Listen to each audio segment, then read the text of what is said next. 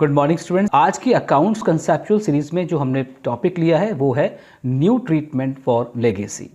सबसे पहले हम डिस्कस करते हैं कि लेगेसी क्या है। बच्चों, लेगेसी एक टर्म है जो कि हम नॉट फॉर प्रॉफिट ऑर्गेनाइजेशन यानी एनपीओ चैप्टर में यूज़ करते हैं।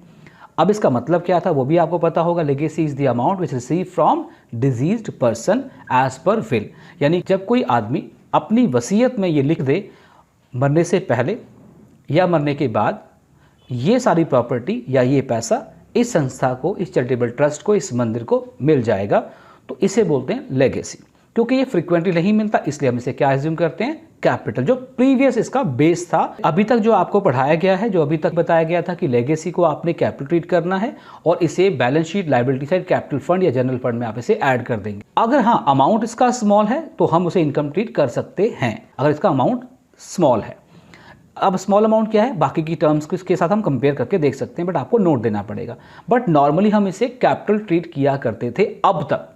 बट आज जो आपको बताया जा रहा है वो क्या है, न्यू ट्रीटमेंट फॉर लेगेसी। यानी अब अगर आप एनसीईआरटी की जो लेटेस्ट बुक है, लेटेस्ट वर्जन है, अगर आप वो देखें तो उसमें जो ट्रीटमेंट है वो डिफरेंट है। हमें सीबीएसई और एनसीईआरटी दोनों को फॉलो करना है अगर आपको अच्छे मार्क्स चाहिए, अगर आप नहीं चाहते कोई भी आपका मार्क्स कटे। जो एग्ज़ाम आप दे के आएंगे उसे जो एग्ज़ाम चेक करेगा उनके पास उस सॉल्यूशन की आंसर कीज़ होती हैं, वो आपका पेपर उससे उस सॉल्यूशन कीज़ के अकॉर्डिंग चेक करेंगे और वहाँ पे जो आंसर कीज़ और जो सॉल्यूशन की बनती हैं वो एनसीईआरटी बुक के अकॉर्डिंग बनती हैं। तो हम देख लेते हैं कि आज अब जो लेटेस्ट हमारी एनसीईआरटी बुक है वो इसके बारे में क्या कहती है। आपकी स्क्रीन पर भी डिस्प्ले किया हुआ है मैंने, जो लेटेस्ट गाइडलाइंस हैं इसकी, उसके अकॉर्डिंग बड़ा क्लियर मेंशन है। कहते हैं legacy is the amount receive as per will of a deceased person who may or may not specify the use of the amount. This is very important.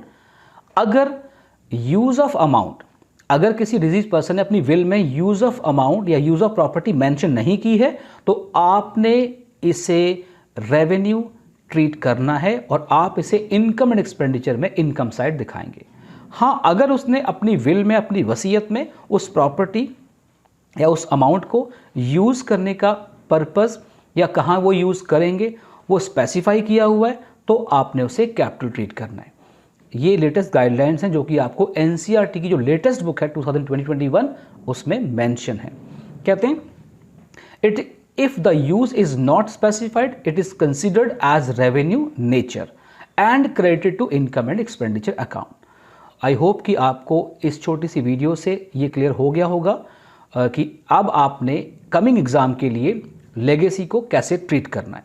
तो एक shortcut में बता दूं मैं आपको एक लाइन में कि अगर लेगेसी का यूज़ या पर्पस मेंशन है क्वेश्चन में, legacy for building, legacy for match tournament, legacy for so and so, तो आपने उसे कैपिटल ट्रीट करना है।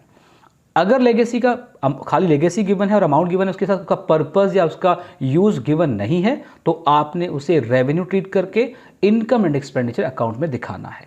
ये न्यू ट्रीटमेंट थी जो आपने कमिंग एग्जाम के लिए फॉलो करनी है। तो ठीक है बच्चों, नेक्स्ट सीरीज में कुछ नया पॉइंट और लेके आएंगे। Thank you and God bless you. Bye bye.